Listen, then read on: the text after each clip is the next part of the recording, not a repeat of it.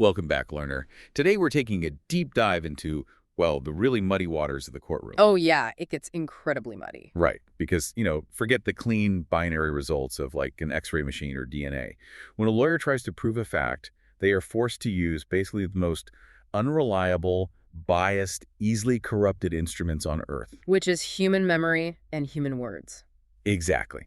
So today we are putting you in the shoes of an Osmania University law professor, and your mission is to master Unit V of the law of evidence, which covers everything from who is even allowed to speak in a courtroom, to the protected secrets they can legally withhold, all the way to the gladiatorial arena of cross-examination. That's a massive topic. It is. But we aren't just looking at some static textbook here. We are navigating a monumental, historic shift in Indian law. We are transitioning from the old Indian Evidence Act, the IEA of 1872, to the brand new Bharatiya Sakshya Adhiniyam, or the BSA of 2023. And that historical pivot is really what makes this specific moment so fascinating to study. I mean, the 1872 Act was a Victorian-era piece of legislation. Right, it's ancient. Yeah, it was drafted by British administrators attempting to impose a uniform, somewhat rigid legal architecture across this vast and incredibly diverse subcontinent. So it reflected the anxieties and the technological reality of the 19th century. Which was very different from today. Exactly. Now, we have the BSA of 2023 stepping in, and this isn't merely a rebranding exercise. This is a profound philosophical move toward decolonializing the legal framework and actually bringing it into the 21st century. Right. It explicitly embraces digital realities while, trying to refine how truth is actually established in a modern Indian courtroom. I really want to dig into that how truth is established part, because for anyone listening, whether you are actually staring down the barrel of a law exam, prepping for a career in litigation, or you just devour true crime documentaries and constantly wonder why a judge allowed a certain aggressive question, well, this deep dive is going to reveal the hidden matrix of a trial. It absolutely will. So we're tracing the entire life cycle of a witness. Let's start right at the courtroom door. Before the drama, before the lawyers start circling, the judge has to decide who even gets to hold the mic. Right, the gatekeeper function. Under the new BSA, this is governed by Section 124, which covers who may testify. And looking at the rule, it seems shockingly lenient. It is very broad. It essentially says everyone is competent unless the court thinks they can't understand the questions or can't give a rational answer. Well, the Victorian drafters and now the modern Indian legislators realized early on that if you start filtering for good versus bad witnesses at the courtroom door, you end up throwing away half your case before the trial even begins. That makes sense. Right. So the law's philosophy here is accumulation first, evaluation later. Gather all the possible evidence, put them on the stand, and let the trial process itself reveal who is lying and who is telling the truth. Competency is nothing more than a baseline cognitive check. So competency is basically like a software compatibility check. The judge just needs to know, can this piece of biological hardware process the input? Meaning, do they understand the words I'm saying? Exactly. And can they generate a coherent output, like a rational answer? It's not about their moral character at this stage. That entry ticket analogy works perfectly because the judge is quite literally checking the operating system of the witness. Now, the statute does list some specific reasons why someone might fail that compatibility check. Like what? Things like tender years, which refers to young children, extreme old age, or disease of body or mind. But the crucial takeaway is that none of those categories are automatic disqualifiers. Wait, really? Because I always thought being a child made you automatically ineligible to testify. 5-year-olds have wild imaginations. They mix up dreams and reality all the time. Sure they do. So how can a court base a legal decision on that? Well, a judge will test that capacity before the child is sworn in. They will ask preliminary questions, often outside the presence of the jury in some jurisdictions, or gently from the bench. Like testing if they know what a lie is. Exactly. Things like, do you know the difference between the truth and a lie? Do you know what happens if you tell a lie? If the judge determines the child understands the duty to speak the truth and can actually comprehend the questions about the event they saw, that child is competent. Oh, wow. In fact, our sources highlight a landmark Supreme Court case on this exact thing, Rameshwar v. State of Rajasthan from 1952. Let's unpack that case. What happened? So in Rameshwar, the Supreme Court made an incredibly strong declaration. They stated that the testimony of a child witness can, under the right circumstances, form the sole basis of a criminal conviction if the judge deems it completely credible and reliable. So age alone doesn't rule them out. Age alone does not render a person incompetent. The court recognized that children can be incredibly acute observers, sometimes even more so than adults, because they haven't yet learned to filter their observations through complex social biases. That actually makes a lot of sense. They just report the raw data of what they saw. But let's look at the other extreme condition mentioned in the statute. What about the rule regarding someone of, quote-unquote, unsound mind? Right. I know older historical texts use the term lunatic, but the BSA uses unsoundness of mind. If someone is diagnosed with severe schizophrenia or has intense delusions, surely the court shuts the door on them. Well, you'd think so, but the explanation attached to Section 124 creates a very specific carve-out. It states that a person of unsound mind is not incompetent to testify unless they are prevented by that specific unsoundness from understanding the questions and giving rational answers. Wait, I'm struggling to visualize that. Yeah. How can someone be of unsound mind but still give a rational answer in a high-stakes trial? Consider the concept of lucidity. Many psychological conditions are episodic. A person might suffer from severe delusions regarding certain topics, but remain perfectly coherent and observant regarding others. Oh, I see. Or they might be experiencing a completely lucid interval on the very day they are called to the stand. If a person with a severe psychological condition happened to witness a hit-and-run car accident from their window, and they can clearly process the question, what color was the car, and output the factual answer, it was a red Honda, the court wants to hear that testimony. The opposing lawyer must have an absolute field day with that on cross-examination, though. Oh, they will certainly use the witness's mental state to attack their credibility and the weight of their evidence later on. They will try to convince the judge that the memory is unreliable, but that is a matter of weight, not competency. The initial door remains open. Okay, so the cognitive software is working. But what if there is a physical barrier to the output? What if the witness literally cannot speak? How does the transition from the old Victorian law to the 2023 BSA handle that? Here we see one of the most welcome and profound modernizations in the new law. Under the old 1872 Indian Evidence Act, Section 119 dealt with what the text jarringly referred to as dumb witnesses. Oof. Yeah, that's an incredibly antiquated, pejorative term. It was. The new BSA completely strips that language. It introduces Section 125, which is titled Witness Unable to Communicate Verbally. Much more dignified.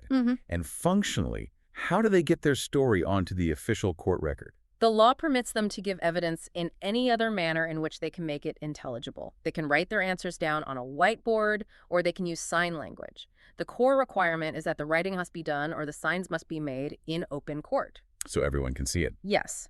And legally, the BSA declares that this is deemed to be oral evidence, even though not a single syllable is actually spoken aloud. But didn't the BSA add some major technological and procedural safeguards to this process? I remember seeing something about video cameras in the sources. It did, and this really highlights the BSA's embrace of the digital age. The new act mandates that if a witness is unable to communicate verbally, the court shall take the assistance of an interpreter or a special educator to record the statement. So you aren't just relying on, like, a family member who might have a bias. Exactly. You are bringing in a neutral professional. Furthermore, the BSA explicitly requires that such a statement shall be videographed. To me, that videography requirement is the biggest game changer. Think about it. If an appellate judge is reviewing a case 5 years later, reading a flat paper transcript that just says, witness gestured yes, loses so much critical context. Oh, entirely. Videographing a sign language statement completely captures the nuance, the facial expressions, the exact speed and aggression of the gestures. It brings the silent testimony to life permanently. You're touching on the exact rationale behind the legislative change. Providing a fair trial means building the necessary infrastructure for every competent individual to be heard accurately, regardless of their physical limitations. It's a massive step toward inclusive justice. Okay, so the judge has run the compatibility check. Our witness, whether they are 5 years old or relying on a special educator to sign for them, is deemed competent. They're sitting in the witness box. They have taken the oath to tell the whole truth. Right. But here's the paradox. The mic is on, but the law might still mandate that they stay completely silent on certain topics. This brings us to the concept of privileged communications. the vault of protected secrets. Yes. In evidence law, privilege is basically a deliberate blind spot built into the trial process. It is the legal right of a person to refuse to disclose certain confidential information to the court, and equally, the right to prevent someone else from disclosing it. Wait, I'm going to push back hard on this. A deliberate blind spot.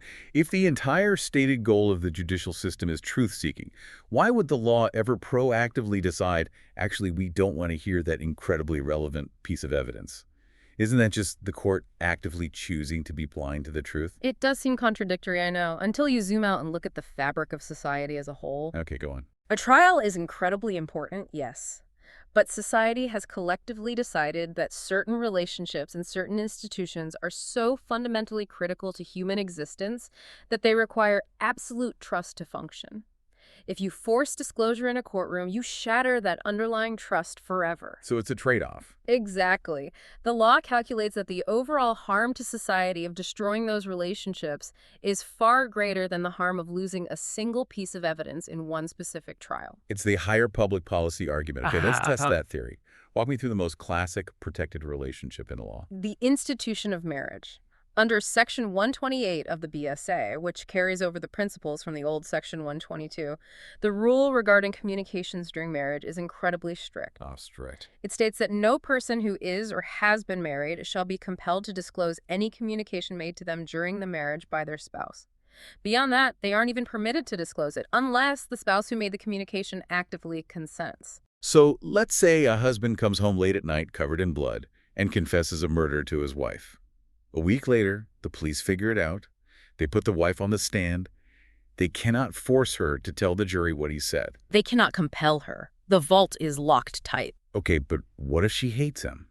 What if she's terrified of him and she actively wants to testify against him and put him in jail? She's volunteering the information. Can she speak then? Not without his consent. Wow.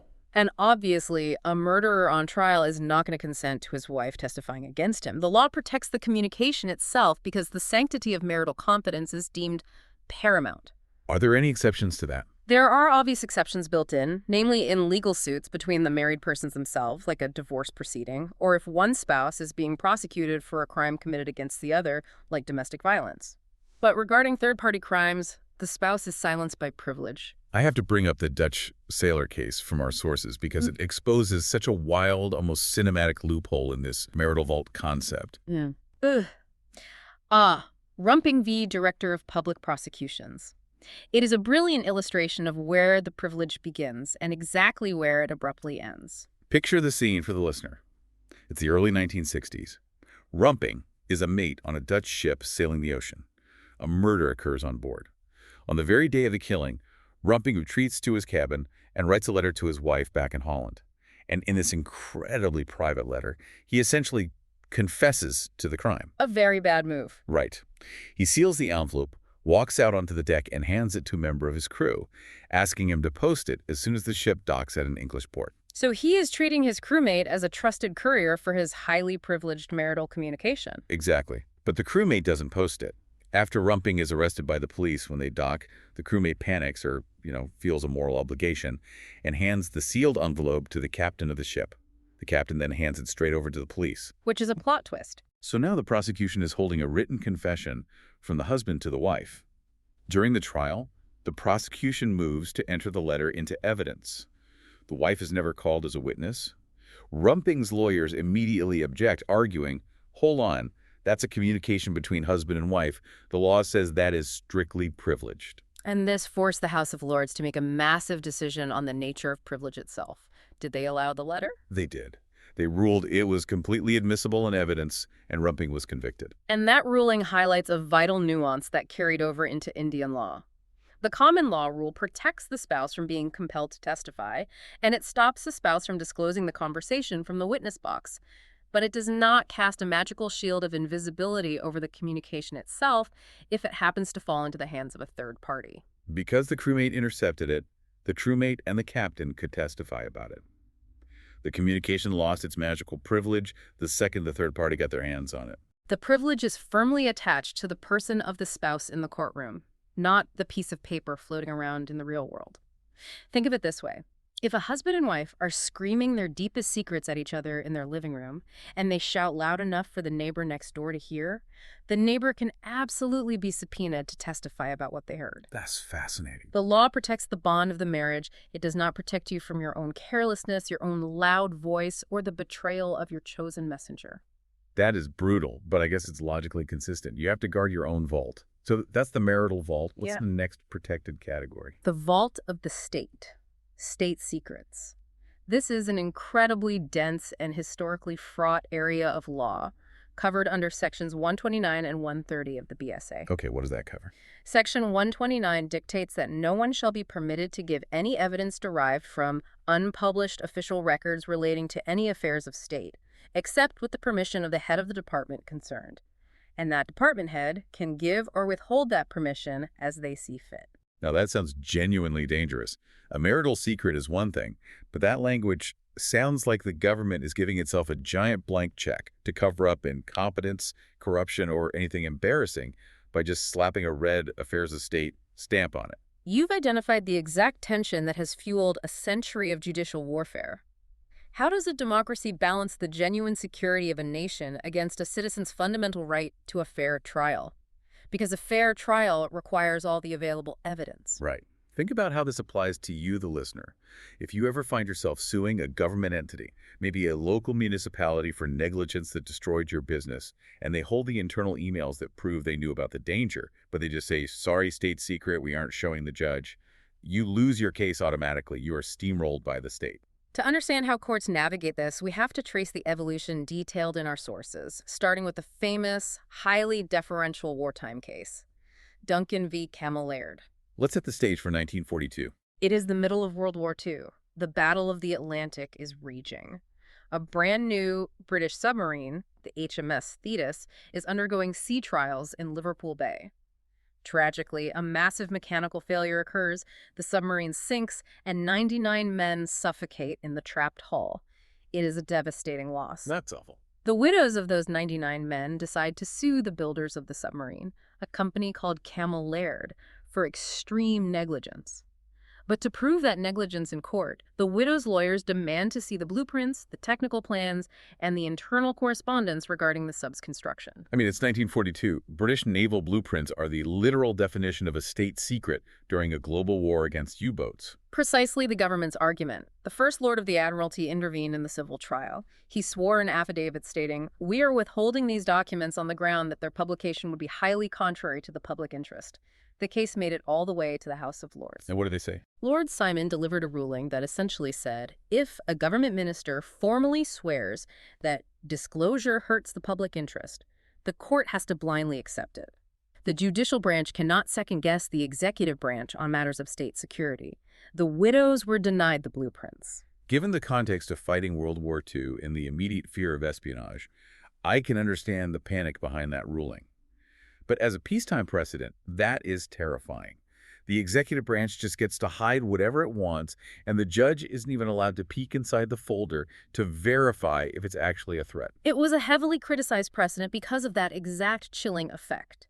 Leaving absolute, unchecked discretion to government ministers is a recipe for cover-ups. The law desperately needed to evolve, and it did significantly in a later 1968 case called Conway v. Rimmer. Did that change the balance? This case completely shifted the tectonic plates of evidence law. The House of Lords finally realized the danger of the Duncan precedent and ruled that it is ultimately the court, not the government minister, who must have the final say on whether a document should be privileged. So what's the modern test? How does a judge sitting in a courtroom decide if something is actually a state secret? The court established a vital balancing test. Imagine a scale. On one side, the judge places the public interest in keeping the information secret. This includes actual national security, delicate diplomatic relations, or ongoing military intelligence. Right. On the other side of the scale, the judge places the public interest in the proper administration of justice.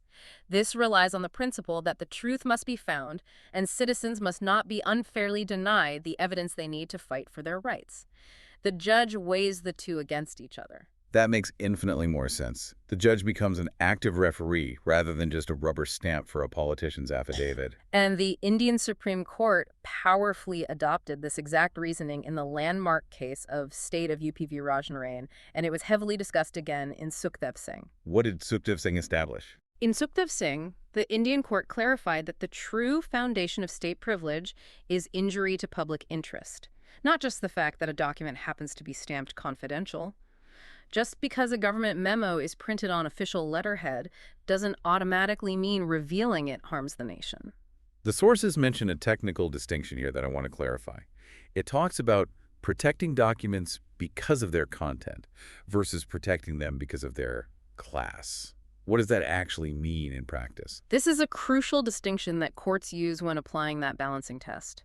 Some documents are privileged strictly because of their specific contents. The blueprints of the HMS Thetis submarine are a perfect example. Disclosing that specific piece of paper is inherently dangerous because it contains technical secrets. That makes sense. But other documents are protected simply because they belong to a certain class of documents, regardless of how harmless the actual ink on the page might be. What kind of class gets that blanket protection? The most classic example is cabinet papers, or high-level interdepartmental minutes advising a prime minister on policy. The argument here isn't necessarily about military secrets. It's about the psychology of governance.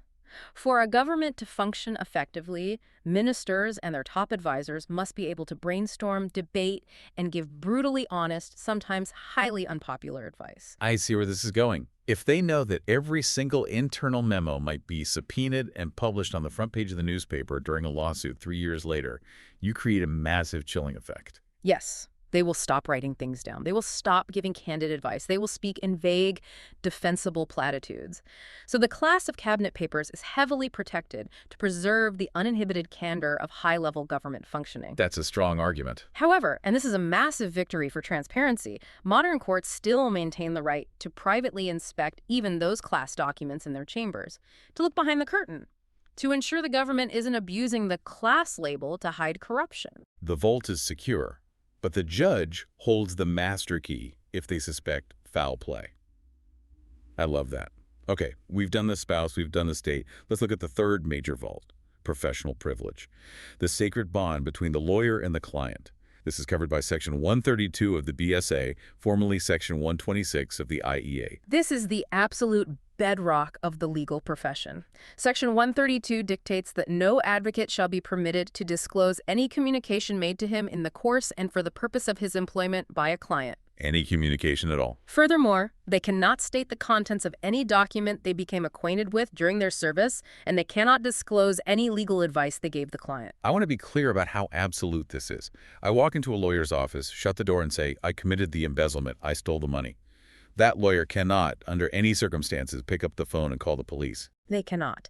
It is fiercely and unapologetically protected. The entire adversarial justice system requires that an accused person be able to speak with total, unvarnished candor to their defender. If a client had to hide facts from their own lawyer out of fear the lawyer would turn them in, it would be functionally impossible to mount a proper legal defense. The system would collapse. I get the necessity of it for past crimes. Yeah. But there has to be a limit, right? Mm-hmm. What if the client isn't sitting there talking about a crime they committed yesterday, but a crime they are planning to commit tomorrow? That is the exact boundary line drawn by the law. The proviso to Section 132 clearly states that the privilege does not protect any communication made in furtherance of any illegal purpose, nor does it protect any fact observed by the advocate showing that a crime or fraud has been committed since the commencement of their employment. The sources provide some brilliant stripped-down illustrations of this boundary. Let's walk through them. Illustration A is the baseline. A client says to an advocate, "I've committed forgery and I wish you to defend me." Protected. The forgery is in the past. The client is seeking a defense for a historical act. The vault is locked tight. Correct. As the commentary notes, defending a man known to be guilty is not in itself a criminal purpose. Every person is entitled to a vigorous defense. Now consider illustration B. A client says to an advocate, "I wish to obtain possession of property by the use of a forged deed on which I request you to sue."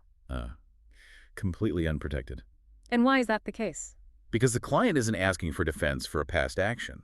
They're sitting in the office asking the lawyer to be a tool, an active, knowing participant in committing a new fraud right now. Take this fake document and help me steal that land. That hits on a core truth. The communication is made in furtherance of a criminal purpose. The law protects the constitutional right to a defense. It does not protect a conspiracy to commit an ongoing crime. To use a common legal phrase, the lawyer-client privilege is designed to be a shield, not a sword. A shield, not a sword. That is a fantastic way to conceptualize it. So we've covered the innocent spouse keeping a secret, the secretive government protecting its files, and the tight-lipped lawyer defending their client. But what happens when the witness taking the stand isn't an innocent bystander or a trusted professional, but is actually a partner in crime? That changes things. This brings us to a massive legal pivot. Honor among thieves. Yeah. The testimony of an accomplice. This specific area of law is where we see one of the most monumental shifts in the transition from the old Indian Evidence Act to the new Bharatiya Sakshya Adhiniyam. It's a change in phrasing that might look small on a printed page, but it represents a massive tectonic evolution in legal philosophy and the protection of the innocent. Let's set the baseline definition first. In the eyes of the law, what exactly makes someone an accomplice? An accomplice is a person who has consciously and voluntarily participated in the commission of the crime along with the primary accused. They are a particeps criminis, a literal partner in crime. They aided, abetted, or conspired in the offense. Now, a specific, highly relevant type of accomplice you constantly see in complex, high-profile trials like organized crime or massive financial frauds is an approver. An approver is an accomplice who has been granted a formal pardon by the state on the strict condition that they make a full, true, and unvarnished disclosure of the whole circumstances of the crime. They made a deal with the devil, they slipped, they are the star witness snitch. In colloquial terms, yes.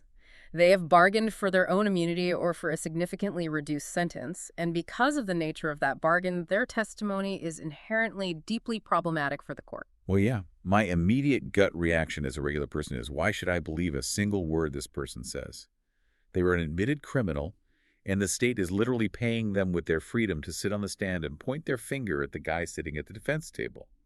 The incentive to lie is astronomically high.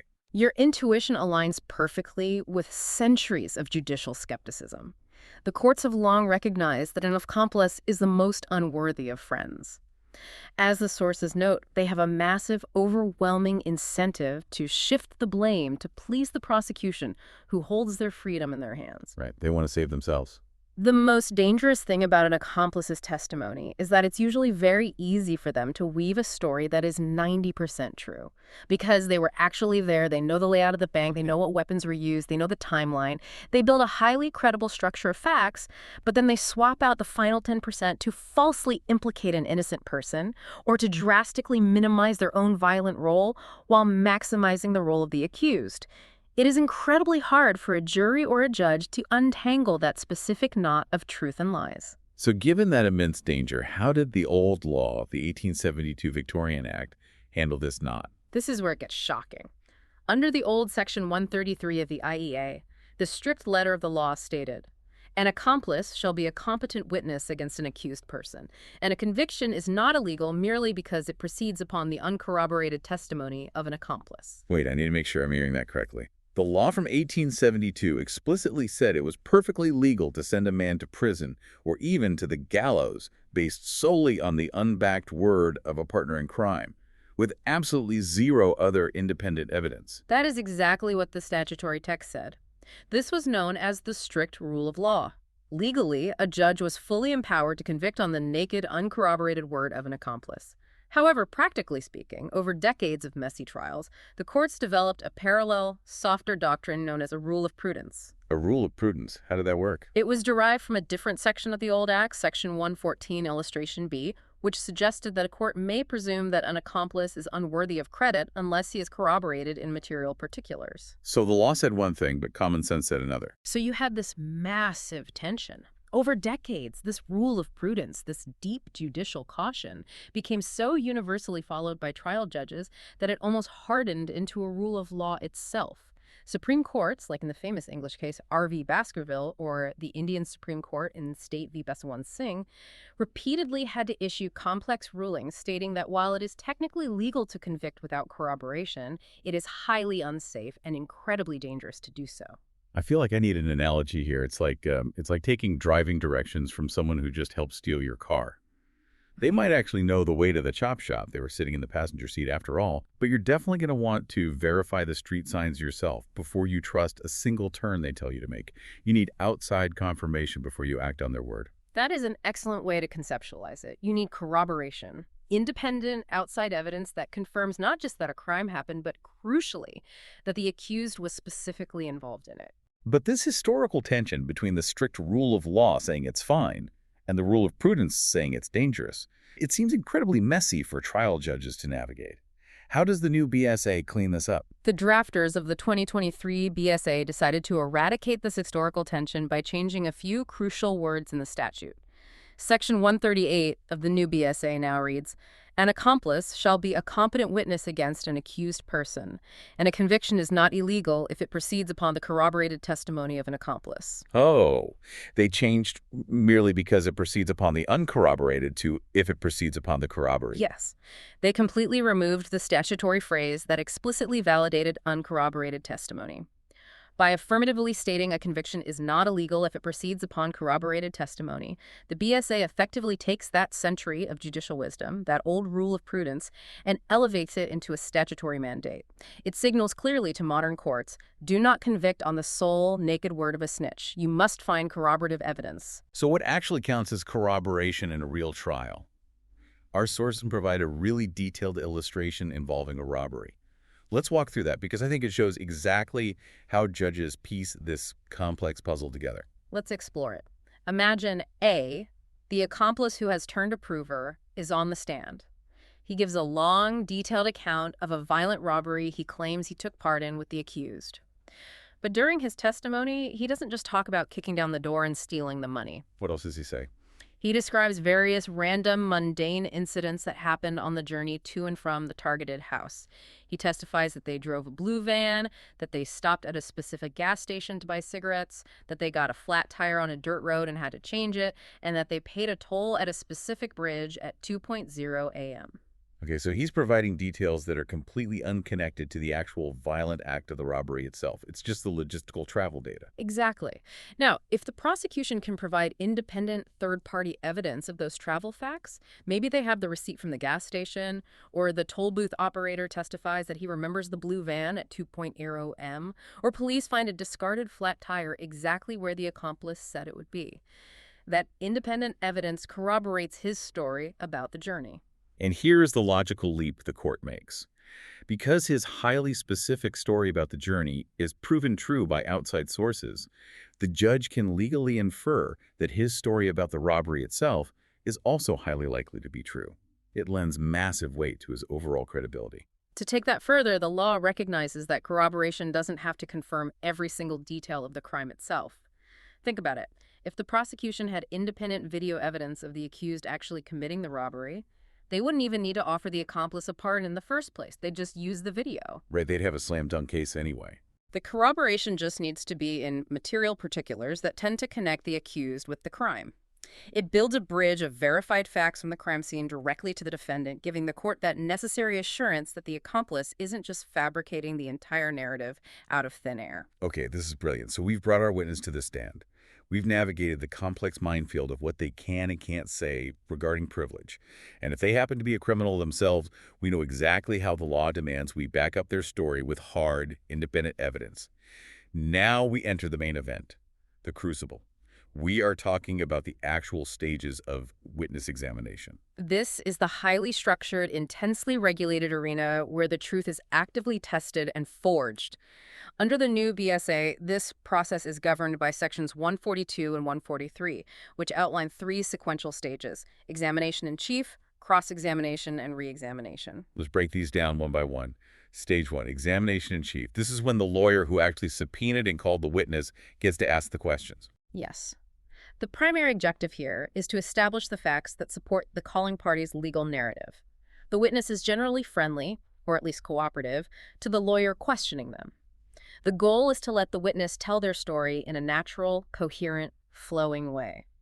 The lawyer is essentially acting as a gentle guide, prompting them through their own memory.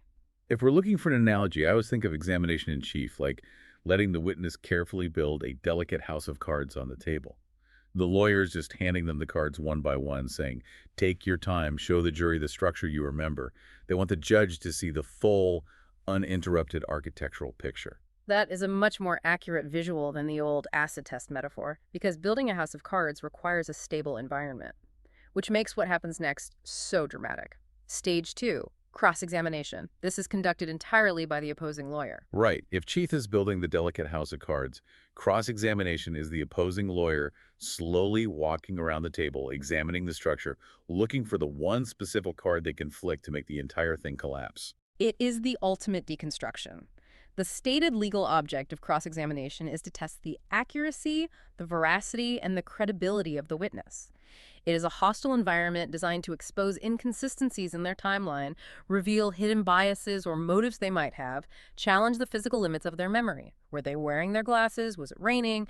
And generally poke holes in that pristine story that was just built. The legal scholar Wigmore famously called cross-examination the greatest legal engine ever invented for the discovery of truth. But sometimes that deconstruction goes too far, or it creates a massive amount of confusion that leaves the jury bewildered, which leads to the required third stage, re-examination. Right. Following the destruction of the cross, the original lawyer gets to question their witness one more time, but the scope here is strictly, aggressively limited. Re-examination is directed solely to the explanation of matters referred to in the cross-examination. It's the first lawyer frantically trying to pick up the scattered cards and tape them back together into something resembling a structure. They are doing intense damage control. When you told the opposing counsel you couldn't see the car clearly, what did you really mean? They're trying to clear up ambiguities or unfair traps set by the opposing counsel. What they absolutely cannot do is introduce entirely new matter that they simply forgot to ask about in the first stage unless they get special, explicit permission from the judge. That makes sense. And the rules of fairness dictate that if the judge does allow new matter to be introduced in re-examination, the opposing party immediately gets the right to further cross-examine upon that new matter. The system is a constant, delicate balancing of the scales of fairness. Okay, that makes sense for a normal witness. But what happens when the house of cards collapses before the opposing lawyer even stands up? What happens when the witness you called, the witness you thought was on your team, gets on the stand and suddenly changes their story? You are diving into the psychological drama of the hostile witness. This is a profoundly important concept governed by Section 138 of the new BSA. This is a witness resiling from their previous statement. Let's say a guy witnessed a gang assault. He gave a detailed signed statement to the police identifying the attackers. The prosecutor calls him to the stand. But suddenly, he sits down, looks at the gang members staring at him from the defense table, starts sweating and says, actually, I didn't see anything. It was too dark. I don't remember. Maybe he's been intimidated. Maybe he's been bribed. What can the prosecutor do? It's their own witness. Traditionally, the foundational rule of evidence is that you are not allowed to cross-examine your own witness. You aren't supposed to attack the credibility of someone whose truthfulness you just vouched for by summoning them to the court. But the law is practical. It recognizes that witnesses are human, and humans can be compromised. So, Section 138 provides an emergency safety valve. If a witness turns hostile, which legally means they exhibit an adverse animus, or a clear desire to conceal the truth from the party who called them, the lawyer can formally ask the court for permission to cross-examine their own witness. I want to highlight the tension there. They have to ask the judge for permission to treat their own witness as hostile. How do they actually prove that to a judge? Because just forgetting the detail isn't enough, right? I see what you mean, and you're right. The judge does not grant this permission lightly. The lawyer has to demonstrate to the judge that the witness isn't just nervous or experiencing natural memory lapse, but is actively antagonistic. They might point out the witness's evasive body language, their sudden refusal to answer basic questions, or confront them directly with their contradictory police statement. If the judge is convinced of the adverse animus, they grant permission. And if the judge agrees, the prosecutor gets to break out the heavy artillery. With the court's leave, they can deploy all the destructive tools of cross-examination, testing credibility, asking leading questions, impeaching them with prior inconsistent statements against the very person they brought to the box. It prevents a party's entire case from being completely torpedoed by a sudden, treacherous witness. However, it is a massive strategic risk. By treating your own witness as hostile, you are essentially standing up and declaring to the jury The person I brought here to tell you the truth is actually a liar. It can severely damage the overall credibility of your case. It's a desperation move. Yeah. Okay, let's talk about the heavy artillery itself, Section 5, the weaponized question. Within that intense, hostile arena of cross-examination, lawyers aren't just allowed to pace around and yell whatever accusations pop into their heads. There are incredibly strict rules governing the actual types of questions they can deploy. The law provides a very specific arsenal, governed by strict rules of engagement. And the most famous, most frequently used weapon in this arsenal is defined in Section 146 of the BSA, the leading question. I hear this phrase in movies all the time, objection, leading. But what exactly makes a question leading in a legal sense? Section 146 gives a brilliantly simple functional definition. Any question suggesting the answer which the person putting it wishes or expects to receive is called a leading question. So instead of asking an open question like, what time did you see the accused, which requires the witness to search their own memory, a leading question would be, you saw the accused at 9 p.m., didn't you? The answer 9 p.m. is baked right into the syntax of the question. All the witness has to do is passively say yes. You are quite literally putting words in their mouth, and because of that manipulative power, there is a golden rule regarding leading questions. They are heavily restricted, almost entirely forbidden during examination in chief. Well, that tracks with our house of cards analogy. During chief, you were supposed to be letting the witness build the structure from their own memory. If the lawyer is asking leading questions, the lawyer is the one building the house, and the witness is just nodding along as a prop. It crosses the line into witness coaching. The court needs to hear the witness's unprompted original recollection to judge its truthfulness. There are minor, practical exceptions in chief. A judge might allow leading questions for basic introductory matters, like, is your name John Doe and do you live on Elm Street? Or for background facts that are completely undisputed by either side, just to save the court's time. But the moment you get to the core testimony, the disputed facts, leading questions are strictly out. But the moment we transition to cross-examination, The gloves come off entirely. Section 146 states unequivocally, leading questions may be asked in cross-examination. It is allowed as a matter of absolute right. why the massive double standard? Why forbid them so strictly in chief, but actively encourage them in cross? Because the psychological dynamics of the room have completely shifted. In cross-examination, you are dealing with a witness who is adverse, hostile, or at least uncooperative to your narrative. They aren't going to freely volunteer the subtle details that help your client. You have to drag those details out of them. A leading question is a surgical tool designed to pin down an evasive witness, to force them to commit to a specific uncomfortable detail, or to confront them rapidly with a contradiction. As the Supreme Court noted in cases like Ramchandar v. State of Haryana, leading questions in cross are the engine that powers the testing of credibility. It's the difference between asking, what color was the car, and getting an evasive answer, versus cornering them with, you testified the car was blue, but you're actually legally colorblind, aren't you? You need that rigid structure to trap them in their own inconsistencies. But even with leading questions allowed, a lawyer can't just unleash absolute chaos and hurl insults, right? What are the actual boundaries of a lawful cross-examination? This is where we must carefully analyze sections 149 to 152 and section 155 of the BSA. Section 149 outlines what is considered lawful terrain. In addition to interrogating the specific facts of the crime, a lawyer is granted the power to ask questions that tend to do three distinct things. First, to test the witness's veracity, their general truthfulness. Second, to discover who they are and what their position in life is. And third, to shake their credit by injuring their character. I need to pause on that last phrase. To injure their character. That sounds incredibly aggressive, almost vindictive. The law explicitly, formally allows a lawyer to character assassinate a witness on the stand. It allows them to aggressively impeach their credibility. The law's logic is that if a witness has a long documented history of perjury or fraud or deep moral turpitude, the jury or the judge absolutely needs to know that context before deciding whether to believe their testimony today. And the section explicitly dictates that these questions are allowed even if the answer might directly or indirectly tend to criminate the witness or expose them to a penalty or forfeiture. So a defense lawyer could stand up and ask a prosecution witness, isn't it true you've been investigated for embezzlement 3 times at your last job?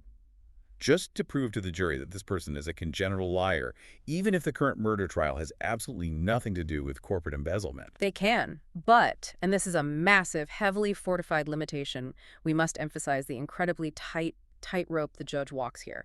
The right to cross-examine is essential for extracting justice, as noted in Supreme Court cases like State of UP v. Nahar Singh. But it cannot, under any circumstances, devolve into an instrument of personal oppression, bullying, or harassment, as the court starkly warned in Kartar Singh v. Punjab.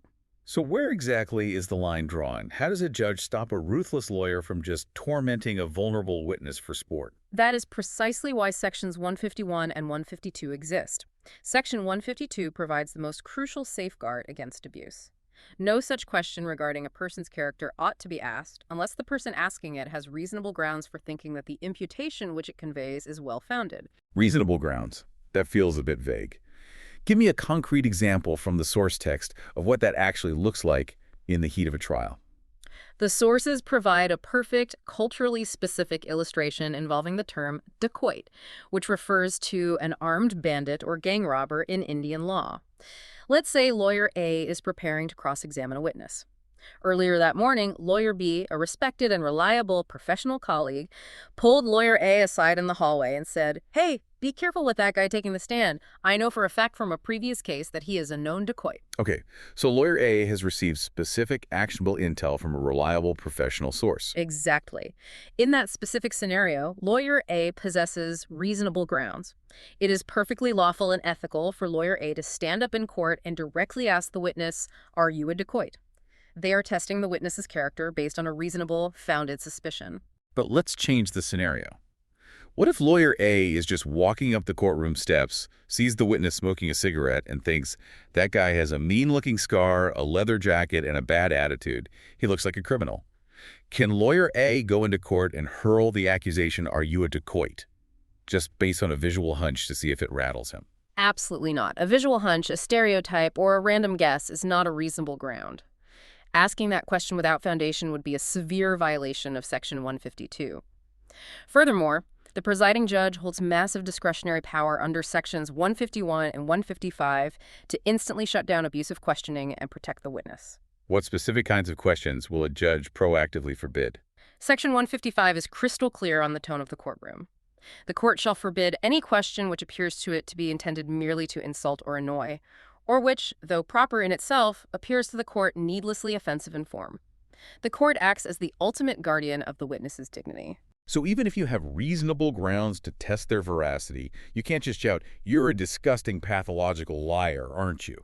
The form of the question is needlessly offensive and designed to humiliate. Exactly. The lawyer must maintain professional decorum. And the judge also heavily weighs the concept of proportionality under Section 151. A question intended to injure character is deemed improper if there is a massive disproportion between the importance of the imputation made against the witness's character and the actual importance of their evidence in the trial. Wait, walk me through that proportionality concept. How does a judge weigh that? Let's use a hypothetical. Imagine the witness on the stand is simply the local mailman. He is only there to testify to one minor administrative fact, that he dropped off a specific package at the defendant's house at 2:00 p.m. on a Tuesday. It's a completely undisputed logistical detail. It would be highly improper and a violation of proportionality for the opposing lawyer to spend an hour ruthlessly cross-examining the mailman about a messy, scandalous, highly public divorce he went through 10 years ago, just to technically injure his character. Because the emotional damage and humiliation inflicted on the witness's reputation in public is wildly out of proportion to the minor fact he's testifying about. The judge will shut that down immediately. The imputation relates to matters so remote in time or of such a personal character that exposing it wouldn't seriously affect the court's opinion of him simply being a mailman dropping off a package. You've captured the exact philosophy. The rules of evidence aren't just cold mathematical logic. They are a deeply human, ethical balancing act. The court has to constantly balance the ruthless, surgical extraction of truth against the basic human dignity of the citizens sitting in the witness box. That is the essence of what makes a trial fair. The rules we've discussed today are the invisible architecture that supports that balance. Which brings us to our summary of this incredible journey. We have traversed the entire gauntlet of truth today.